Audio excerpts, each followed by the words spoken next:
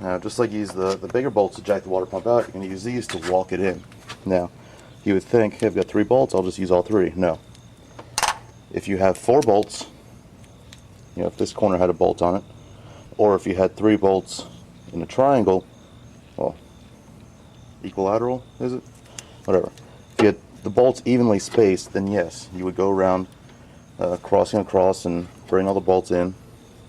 Nice chocolate milk right there.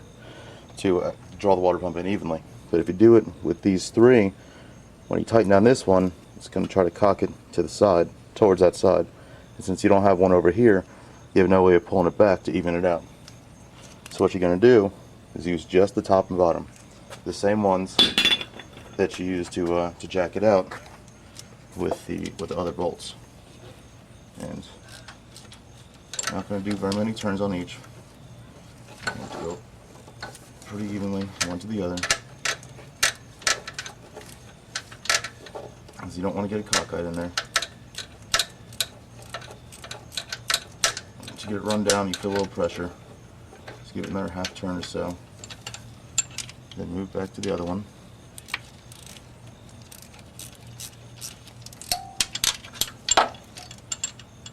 That's not what I'm doing, but do as I say, not as I do.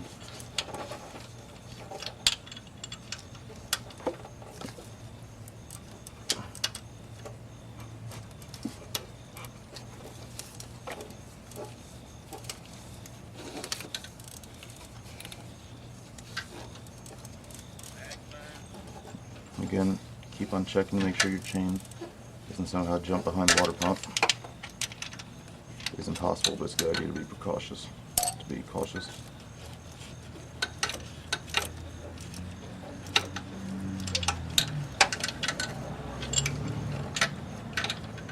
Shouldn't take very long at all if you actually get your socket on the damn bolt.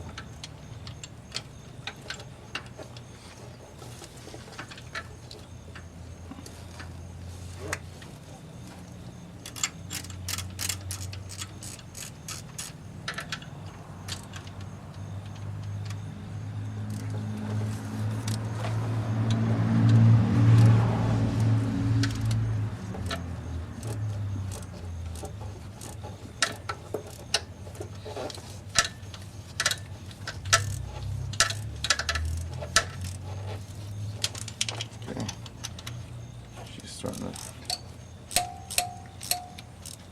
oh yeah, there we go. Once you determine that it's fully seated,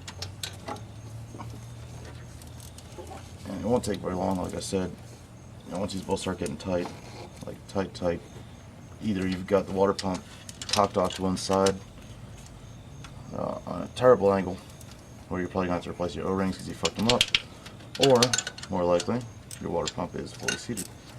I'll go back to the 3rd bolt, tighten that one. Now, a bad thing to do here is to over-tighten these bolts and actually snap them off. If you don't trust your feel for these sort of things, get yourself a 1/4-inch torque wrench. Specs will be in the video, so I have no idea what they are. But nice and tight. Okay, let me change that for some of you people out there. Snug. Nice and snug. Plus 1/4 turn. Okay, now your water pump is now fully seated. I cannot stress this enough. Once that water pump is fully seated, fill up your cooling system. Just top the fucker off. Right now is when you want to know whether or not you have leaks. You don't want to find out once you got the covers back on, once you got the motor mount back on, you got your oil in, and then you fill it up. Been there, done that. It is not cool to waste, well, 1, a whole bunch of brand new coolant, 2, a whole bunch of brand new oil, and 3, you have to tear the whole fucking thing back down again because you didn't take 30 seconds now to just make sure. And that goes anytime you work on the cooling system.